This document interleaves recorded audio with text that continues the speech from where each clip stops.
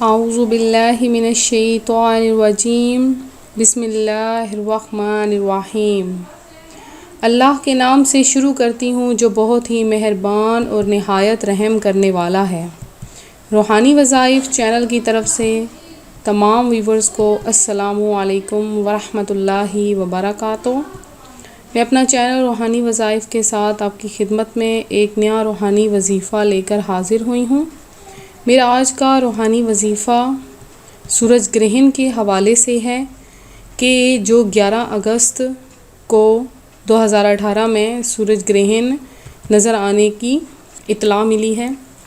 اس کے بارے میں آپ کو آج بتاؤں گی کہ سورج گرہن کی حقیقت کیا ہے اور سورج گرہن کے وقت کیا کیا پڑھنا چاہیے اور کیا اس کے کوئی نقصانات ہیں، یہ آج آپ کو اس ویڈیو میں آپ کو واضح کروں گی۔ اس سے پہلے میری تمام ویور سے گزارش ہے کہ میرا چینل روحانی وظائف ضرور سبسکرائب کر لیں اور ساتھ میں بیل آئیکن کے بٹن کو بھی دبا لیں تاکہ ہر آنے والی ویڈیو کی اپڈیٹس آپ کو مل سکیں۔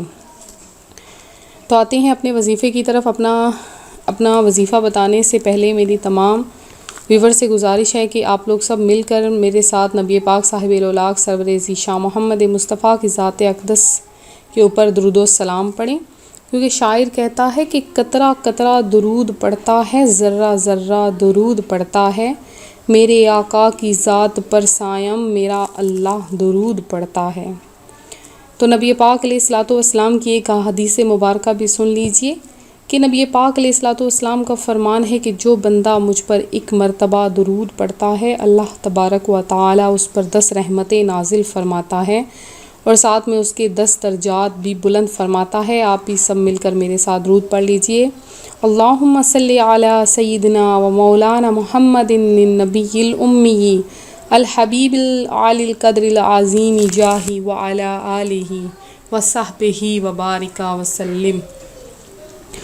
تو سورج گرہن کیا چیز ہے اور سورج گرہن کے وقت کیا کیا پڑھنا چاہیے اور کیا اس کے بارے میں کوئی نقصانات ہیں؟ تو ویورز، آپ جانتے ہیں کہ اس کائنات کو چلانے کے لیے اللہ تبارک و تعالی نے ہر چیز کو جس اعتدال میں رکھا ہے وہ کسی انسان، کسی سائنسدان یا کسی نجومی کے بس کی بات نہیں ہے۔ اور ہمارا یہ نظام شمسی اور اس دنیا کا اس ساری نظام شمسی میں جو دنیا کا سب سے اہم پرزہ ہے وہ سورج ہے، جسے بہت زیادہ اہمیت حاصل ہے۔ اس کے علاوہ کائنات میں کبھی کبھی جو ہے یہ سورج گرہن کا شکار ہو جاتا ہے، تو بعض لوگ یہ کہتے ہیں کہ یہ نحوست کا باعث ہوتا ہے۔ اس کے علاوہ بعض لوگ یہ کہتے ہیں کہ کوئی بادشاہ جو ہے وہ مرنے کا خطرہ ہے، اس لیے چاند گرہن آ گیا ہے، اور بعض جو حکمران وغیرہ ہوتے ہیں ان کو منع کیا جاتا ہے کہ کوئی بھی نیا کام شروع نہیں کرنا۔ اس کے علاوہ مختلف جو مذاہب کے لوگ ہیں انہوں نے مختلف قسم کے اس بارے میں بتائے ہوئے ہیں کہ یہ ہو جاتا ہے، وہ ہو جاتا ہے، کیونکہ پہلے نبی پاک علیہ الصلوۃ والسلام کے زمانے میں اتفاقیہ، جب نبی پاک علیہ الصلوۃ والسلام کے بیٹے کا جب وصال ہو گیا، یہ ایک اتفاقیہ حادثہ تھا۔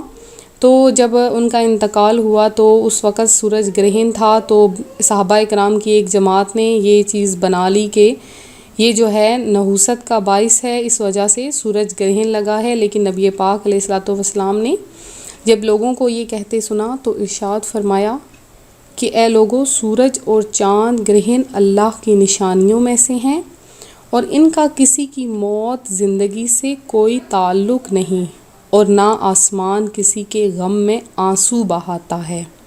تو دیکھیں، ہمارے نزدیک حضور کی بات اہمیت رکھتی ہے اور کسی چیز، کسی شخص کی بات جو ہے وہ اہمیت نہیں رکھتی۔ اس کے علاوہ جو ہے، اب میں آپ کو یہ بتاؤں کہ اس کا وقت کیا ہے۔ تو سورج گرہن کا جو وقت ہے وہ پاکستانی وقت کے مطابق جو ہے یہ دوپہر 1 بجے شروع ہوگا اور 2:46 پر اس کا عروج ہوگا اور 4:30 پر اس کا اختتام ہوگا۔ اور یہ گرہن جو ہے وہ شمالی اوقیانوس، گرین لینڈ، آئس لینڈ، شمالی روس میں جو ہے وہ نظر آئے گا، اور اس کا آخری حصہ جو ہے منگولیا اور چائنا میں دیکھا جائے گا۔ اس کے علاوہ یہی ماہرین کہہ رہے ہیں کہ پاکستان، انڈیا، نیپال، بھوٹان اور عرب ممالک میں زیادہ تر جو ہے یہی چانسز ہیں کہ یہ نظر نہیں آئے گا۔ تو اب جب آپ کو سورج گرہن وغیرہ نظر آئے تو اس میں کیا کرنا چاہیے؟ تو اس میں جو ہے آپ کو نماز کسوف اور خسوف ادا کرنی چاہیے۔ تو نماز کسوف اور خسوف ادا کرنے کا طریقہ یہ ہے کہ مسجد میں جو ہے وہ نمازیوں کی جماعت اکٹھی ہو جائے اور وہاں پر جو ہے 2 رکعت ادا کرنی چاہیے، اور 2 رکعت جو ہے وہ رکعتیں ہیں ان کو اتنا لمبا کرنا چاہیے کہ جتنا سورہ بقرہ جس میں پڑھی جا سکے، اتنی جو ہے وہ طویل کرنی چاہیے، کیونکہ حدیث مبارکہ ہے نبی پاک علیہ الصلوۃ والسلام نے اس نماز کو لمبا کیا۔ اور زیادہ سے زیادہ توبہ استغفار کرنا چاہیے، اللہ تبارک و تعالیٰ کی بارگاہ میں کثرت سے توبہ کرنی چاہیے، کثرت سے استغفار کرنا چاہیے، کیونکہ جو ہے وہ ایسا ہوتا ہے کہ جو عبادات ہم لوگ کرتے ہیں وہی ہمارے کام آتی ہیں، لیکن ہم اگر وقت ضائع کر دیتے ہیں تو وہ ہمارے کسی کام نہیں آتے۔ جیسے کہ ایک علم و حکمت کا مدنی پھول ابھی مجھے ایک ذہن میں آ رہا ہے کہ ہماری زندگی کے لمحات بھی انمول ہیرے ہیں، اور اگر ان کو ہم نے بیکار ضائع کر دیا تو حسرت و ندامت کے سوا کچھ بھی ہاتھ نہیں آتا۔